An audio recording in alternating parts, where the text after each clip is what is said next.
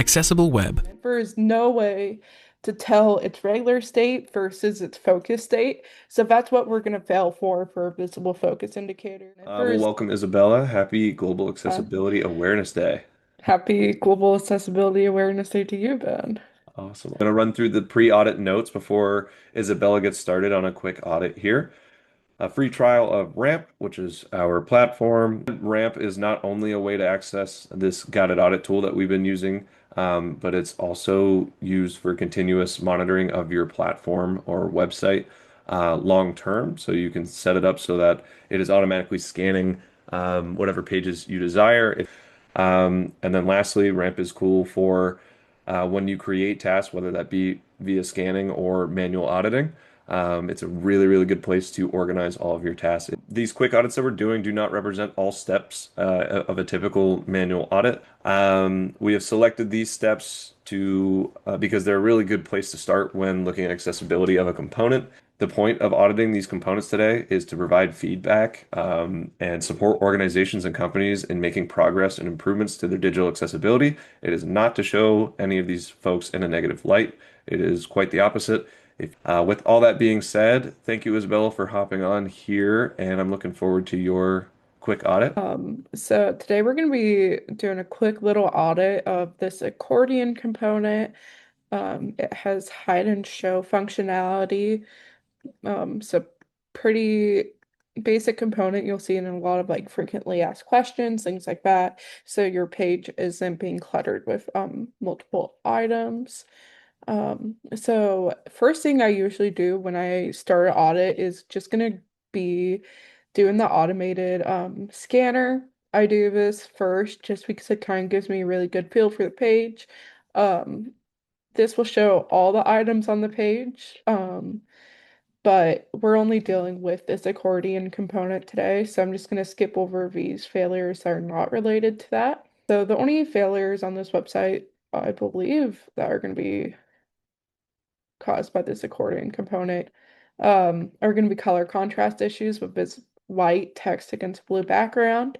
So our automated scanner is going to flag that. It's going to show all these elements and then show the hex codes for those failures. I'm going to get more into what text contrast is later, but it's just handy to know that the automated scanner can pick up on this. It picks up around 30% of failures on a website, so we can deal more of this later, but it's just handy to know it's there. So first thing I do with the audit, I guess second thing after doing the automated task is I go through and I try and see just what is this component, what is its operability, make sure that I have everything that needs to be opened. And this is a really good part about the automated scanner. That I totally forgot about is that you need to have all your components open when you're running an automated scanner so you can get the whole thing. It's not always going to look behind the hide and show components or any modals that aren't open.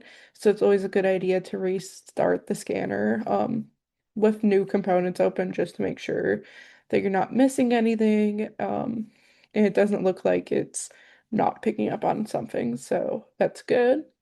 So next thing we're looking for is going to be keyboard operability. Um, so going through, you're going to see two different focus indicators on components that receive focus, just because of how my computer is set up. Um, you're going to see the website's native focus indicator, if it exists, as you can see on this join button, you have this blue outline, and then on my computer, I have it turned on where I get an additional indicator, which can be really handy for me when I want to audit something that doesn't have focus indicators. It will have this quick little outline of a focus indicator and then disappear. So as you can see, most of the interactive components on this website do not receive a visible focus indicator that isn't just my added level. So hopefully that isn't too confusing to you. That can be controlled in your Chrome settings. So I'm gonna go into our guided audit tool. I'm opening up the keyboard accessible area. And the first step is going to be keyboard tab navigation. So this is making sure that all operability that is present for mouse users are also present for users using keyboard or other assistive technologies alone. Um, so I just refresh the page because sometimes having components open already when starting this test will cause some issues. So I like doing it in its most basic state and then expanding outwards. So just going through this page, I know that these components are hide and show components are operable using mouse. So I'm going to take my keyboard. You can see that little focus indicator. It's not receiving a focus indicator within the website. So that is going to be the first thing that I kind of see. Let me turn on our helper actually. It's going to make it easier for you guys to see. So this shows us the order in which components are receiving focus. So first that services component is, then the first accordion component, and then something that's hidden from the user right now is, then we go to the concierge component, something that's hidden from the user, something else that's hidden from the user, something else, something else, something else, and then we go to that cars and amenities plus parking. So I would go through and make sure see what is receiving focus and where. So right now, I assume my focus is on that cars and amenities plus parking show hide button. So I'm just going to press enter to open that up because that is the expected operability of an accordion component. So right now we have this open. I'm going to assume that pressing enter will also close it, which it does. So that means it's working correctly and that the focus does move inside the newly revealed content, which is good. But nothing is receiving a visible indicator. Well, the accordion components themselves are not receiving a visible indicator of focus, but the links inside of it are, as you can see for here. Let me just deactivate the helper for a second to show this off. So you, because these are changing colors or receiving a visible indicator of focus, but there isn't any indicator that is on this website that isn't my additional helper that is receiving focus. So because of that, this is going to be a visible focus failure to start off. So I know that just because I have been auditing for a while. Um, if you, I kind of, in my process, I lump together keyboard accessible and focus management. Focus management is mainly focusing on your visible focus state and making sure that the focus order is good and that the focus is not obscured. So I usually lump these two together just because you can kind of get a feel for the same test at the same time, but just for the sake of this, I'll go through order. So after going through this, I have learned that oops, okay. That everything that is operable using mouse is also operable using keyboard. You can expand and hide all these elements. And all these elements are operable using a keyboard, all these links. So this is going to be a path for the keyboard navigation. Um, no keyboard traps, I'm gonna say is good. My focus isn't getting trapped within any component, so that's what that's looking for. Next is on focus and on input. So this, they're very similar. If you focus onto a component, there shouldn't be a change of context. So let's say if I focused on this gift card hide and show functionality, if automatically when it received focused, it opened up, that would be an on focus failure because that is an interactive component opening up without user input. So that would be an on focus failure, but everything is working as expected, so that's going to be good. Next one's on input. So you want when you're inputting on something, you want the behavior to be predictable. So let's say if I inputted on the gift cards show and hide functionality, and for some reason my focus moved back to the beginning of the page, that would be something unpredictable that happens on input, and that would be a failure. And focus should stay in the same spot. So something like that is going to be your on input failure. But when I'm opening up these up, focus stays on the component, so we're totally good. It's making sense. It's working as expected. So keyboard key shortcuts. we're just going to want to make sure that nothing is operated using just a single letter or number key. So you just literally go through your keyboard, make sure that nothing is getting um, operated using just a single letter or number. Uh, People will, if you're using assistive technology, you can maybe accidentally press a certain number or letter key. You don't want that to change what's happening. Also, if you're using assistive technology, you might have that key already hooked up to some sort of keyboard shortcut. You don't want that to be overridden by the website. So just went through my keyboard, pressed random buttons, just every letter key, every number key to see if something happened, and it was all good. There have been no specific timing for individual keystrokes. This one is pretty uncommon. I have seen it before. So we know that there's interactive functionality. None of these components require repeated keystrokes or multiple keystrokes in an amount of time or holding down a key. So this one is going to be good. We're passing this. So we've already passed all of our keyboard accessible tests for this accordion component. So next we're going to move on to focus management, which is where our first issues are going to show up. So as we've already been through, the key issues that we're seeing is that these accordion components aren't receiving focus. They're not receiving a visible indicator of being in a focus state. So, for example, I'm navigating using my keyboard right now. When the focus is on this coupon books component, it changes from being a white background to a black background. So that's a good focus indicator. We know which component the user is currently interacting with. But when you see this accordion component, there is no way to tell its regular state versus its focus state. So that's what we're going to fail for a visible focus indicator. Just to keep track, I'm going to take a note of this right now. Um, so usually I use Markdown just to sort this. So we have our failure detail, all interactive elements must have a visible focus state. And then we provide some remediation recommendations. I'm not going to do this for every task today, but when I'm doing a regular audit, this is how I keep track of the failures and notes. So I'm just going to say in a focus state, the accordion components do not receive a visible indicator of focus. Um, so that's just keeping track of what's going on. Again, in a regular audit, I would be doing this for every single failure I find, but because we're kind of doing a quick audit today, I don't want to take up all your time doing that. So as you can see, we have the one here, which indicates there's one failure related to this criteria. Our next one is also going to be applicable to this. It's focus not obscured. So when a UI component receives keyboard focus, the UI component must not be entirely hidden from the user. So it's hard to see. Let me activate our helper again. So our helper shows the order that things are getting focus.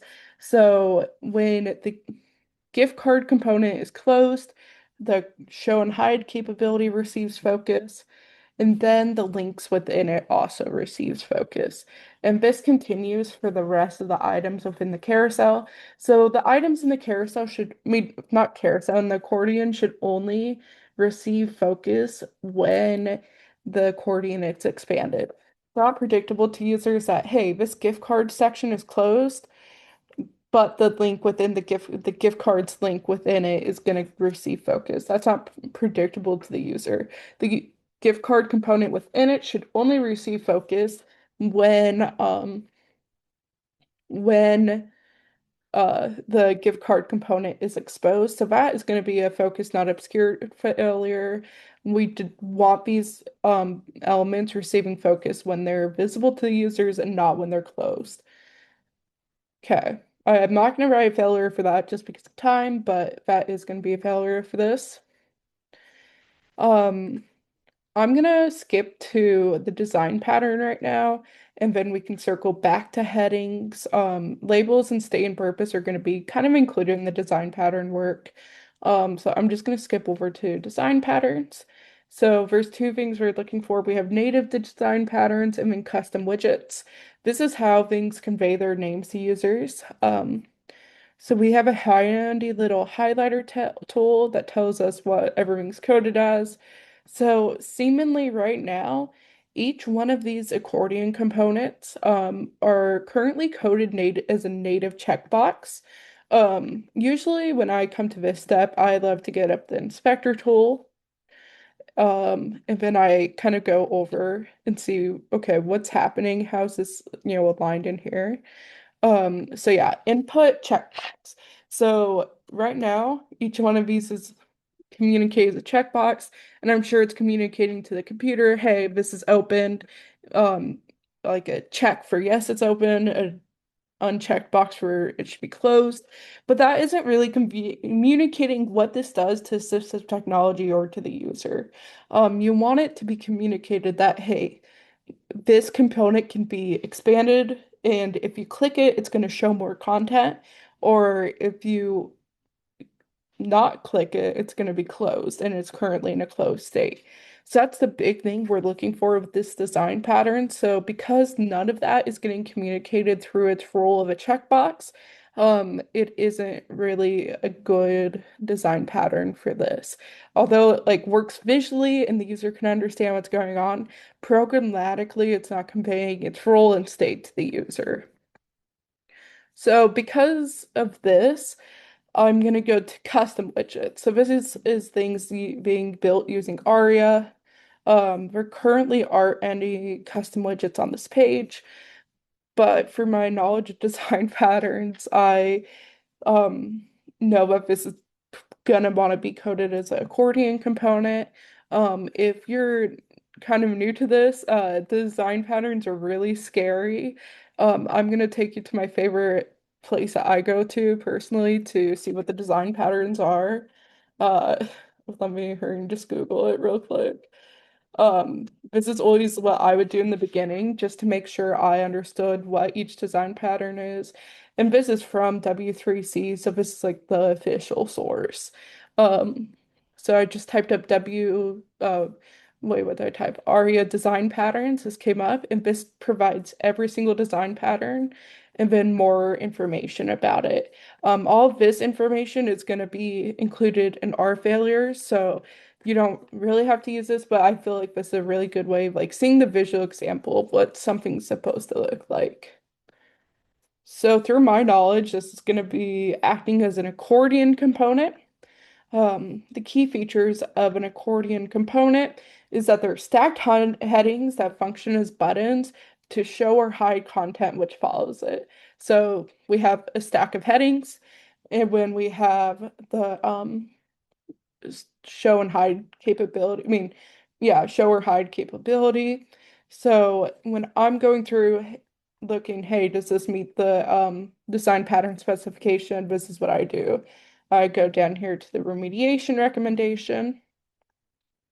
Sorry, I wish I could zoom in on this, but I can't. So I'll kind of just talk this out loud. So the title of each accordion header must be contained in an element with a roll button, which we know it's currently coded as a checkbox, so that is going to be missing. We're looking for all the text within the accordion heading element to be coded as a header that's appropriate for the page structure. So we're going to go down to this label, we're going to open it up. And it's also going to be failing for that, which we'll go back to in the heading failure. Um, so that's big. And then there's a lot more here, which if you're actually doing this audit, you would go through, such as when the button is pressed, it needs the ARIA expanded attribute. Currently, this does not have a expanded equals true or false attribute on here. And then there's a lot more that is going to be important if you are actually going through and auditing this, but because we're doing a quick audit today and we see, hey, these are coded as checkboxes, but they act as uh, an accordion element, it isn't going to its role conveying to users. I'll just write a quick failure for this just because it's on the top of my brain right now. So I would write failure using Markdown that just adds a heading, and I'd say the show slash hide functionality. Oh wow, my spelling is really on show today. This is good. Um, I would just say acts as an accordion component, but does not communicate its roles and states to users programmatically. This is kind of the most complicated part of auditing. Yeah, I just want to make sure because like design patterns are definitely like personally I find them the trickiest part of this job. So I want to make sure that they were kind of in depth. So now that we kind of gone through what the design pattern is, and the failure for that, I'm gonna go back to headings. I wanted to do that just to make sure, um, because we were all, I knew from audit experience that because it's an accordion that they have specific rules for headings, and I just want to make sure that while I was looking, I was giving you guys the right info, and also that I was already in the component. Kind of kills two birds with one stone if I look at the component first and then I know, okay, there's a heading issue. So I'm gonna open up the guided audit tool. We have our heading, we have a lot of heading failures. We have heading usage. This is looking for is everything that's coded as a heading, does it act like a heading? Missing headings, so things that should be coded as headings, not being coded as headings. And then heading levels is looking for making sure that we have a good heading structure. And descriptive heading text is that heading text should be descriptive of what follows it. So usually when I'm auditing, I click on the first item and then, oh wait, just on heading usage, and I use our highlighter tool to show us what our heading issues are. So automatically, there's a few things that I notice on this page. First is that there's three heading one elements, which is not going to be suggested and is not proper heading nesting. So the first thing I would say is that you can currently see that there's a blank piece of text that is coded as a heading one heading level one. So this doesn't act like as a heading because it's just blank space.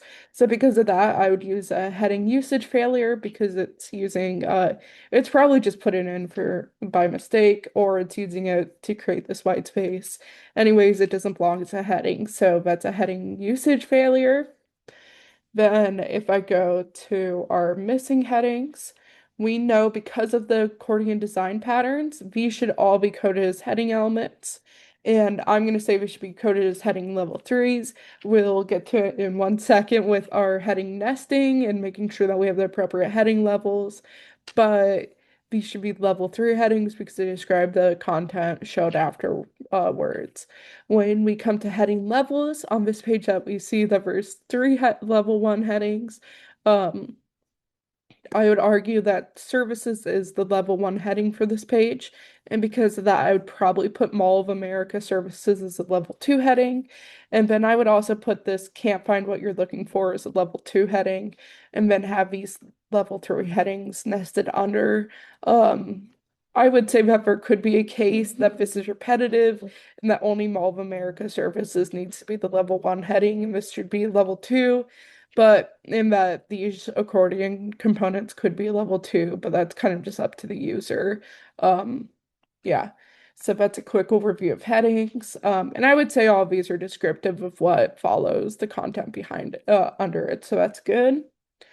Next quick one we're gonna look at um is gonna be our label components. Um, so we have two different states that labels could be in. So either components not requiring an user input, these don't have to have a visible label. So that's why we have the two different ones. And then the other type of component that needs labels is going to be UI components requiring user input. And then we can use the highlighter tool. We want this to be descriptive of what the input is used for. And right now, we're just matching their accessible names, which I would say is acceptable. It's saying gift cards, and that is the gift card component.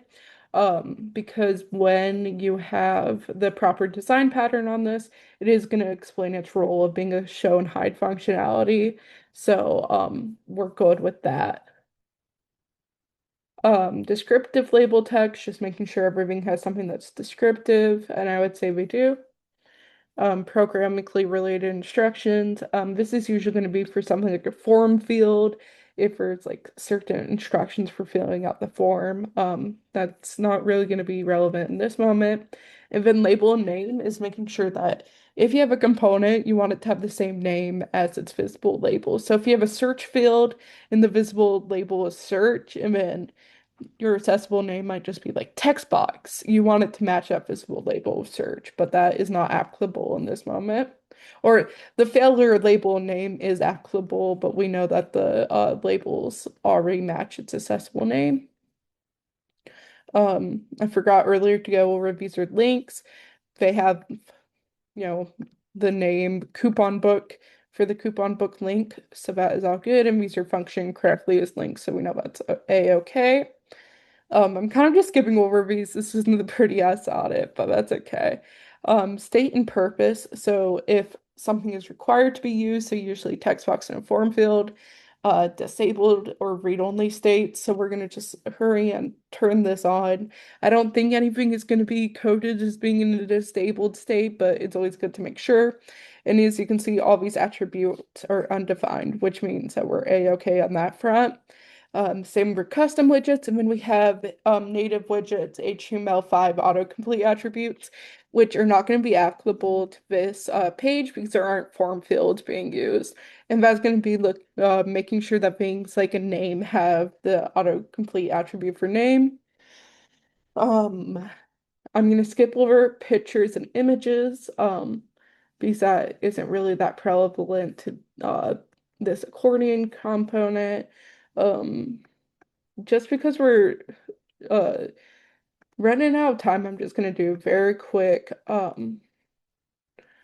little audit on the adaptable and contrast states. I totally lost track of time. I think I really said the word compo accordion a lot, but I hope this has been helpful. So in we're looking for resize text and reflow right now. So when we do that, we use this helper to make our page, what is it? Uh, 1280 pixels by 1224 pixels. That's our standard size. And then I use the zoom button to look at 200% first. And this is just making sure that all content is visible on the page and there isn't any loss of content for resized text. But I'm going to go up to 400% zoom and we're looking for reflow. So we're making sure that all text is still present, everything is operable, and that, yeah, nothing is missing from the page. So this is going to actually be a reflow failure because at 400% when I'm opening up these menus, um, items are cutting off the page and are not operable and present to users. So that's going to be causing our loss of content failure. So if we zoom back out to 200%, you see within these accordion components, you have all of these links, and then at 400%, the links are no longer fully present to the user. So that's going to be a reflow issue for losing content at a higher level. Um, Yeah, so that's going to be the most prevalent ones for here. We have text spacing, just making sure that everything that is present I just usually like do this really fast and just look at different components while doing it. You just want to make sure everything reacts appropriately to text spacing specifications. Content on hover focus, we don't have anything that only shows on hover focus, so we're good. And then I'm just going to hurry and do a quick contrast test while we're here. I'm just gonna do text contrast right now because things don't have a different state in hover or focus. These do, but it's black text against a white background, so we're pretty good. And because of the automated failure earlier, we know that this white text against a blue background using the inspector tool and this hover component in the inspector tool, we can see that it only meets a 2.81 contrast ratio, and that this doesn't meet the 4.5 to 1 contrast ratio that's required. And that is going to be this audit.